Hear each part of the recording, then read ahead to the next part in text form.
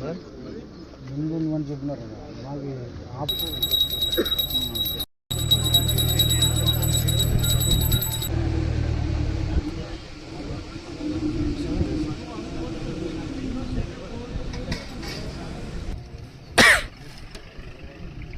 అనంతపురం జిల్లా సాగునీరు తాగునీటి అవసరాలు తీర్చే వరప్రసాదిని తుంగభద్ర ఎగువ కాలువ మనం ఇక్కడ చూస్తూ ఉన్నాం.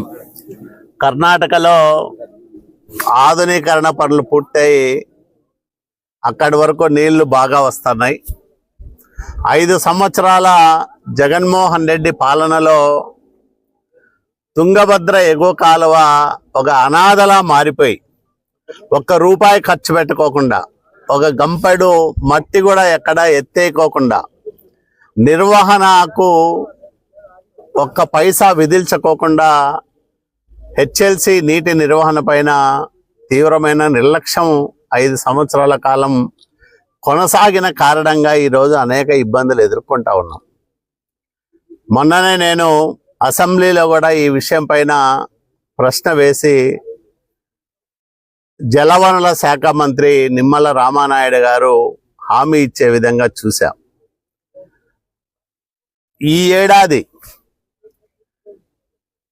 తుంగభద్ర రిజర్వాయరు పొంగి పొర్లి ప్రవహిస్తూ ఉంది. 26 టీఎంసీల పైగా మన వాటా మనకు అందుతుంది. ఇంకా ఎక్కువ నీళ్లు తెచ్చుకునేదానికి మేము తగిన శ్రద్ధ చూపుతాం. రైతులందరికి కూడా నేను ఒకటే విజ్ఞప్తి చేస్తూ ఉన్నా, ఈ వ్యవస్థ వర్షానికి తోడుగా నీటిని సరఫరా చేయడానికి రూపొందించిన వ్యవస్థ. అయితే వర్షాలు సక్రమంగా కురవడం లేదు.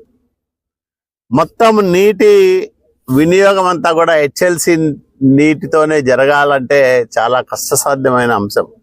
కాబట్టి ఈ నీటిని చాలా పొదుపుగా వాడుకొని పంటలకు ఎంత అవసరమో అంతే వినియోగించుకొని ప్రభుత్వానికి, నీటిపారుదల శాఖ అధికారులకు, రైతులందరూ కూడా సహకరించాలని నేను విజ్ఞప్తి చేస్తూ ఉన్నా. ప్రతి నీటి చుక్క చాలా విలువైనది, ఖరీదైనది. కాబట్టి రైతులందరూ కూడా పొదుపుగా నీటిని వినియోగించుకోవాలని, అదే సందర్భంలో ఎక్కడ ఆవేశకావేశాలకు తావలేకోకుండా సక్రమంగా నీటిని పొలాలకు పెట్టుకొని మంచి పంటలు, ఒకవైపు ఖరీఫ్ సీజన్ దెబ్బతినింది, ఈపాటికే ఇంతవరకు విత్తనమే పడలేదు, వాన జాడే కానరావడం లేదు. ఇలాంటి నేపథ్యంలో అందే ప్రతి నీటి బొట్టును సద్వినియోగం చేసుకోవడంతో పాటు ఆయకట్టు భూముల్లోనైనా పంటలు పండితే ఎంతో ఉపశమనంగా ఉంటుంది. కాబట్టి రైతులందరికీ కూడా నేను ఒకటే విజ్ఞప్తి చేస్తున్నా, మీ ఆయకట్టు భూముల్లో మీరు మంచి పంటలు సాగు చేసి అధిక దిగుబడి పొందాలని నేను మనసారా కోరుకుంటా ఉన్నా.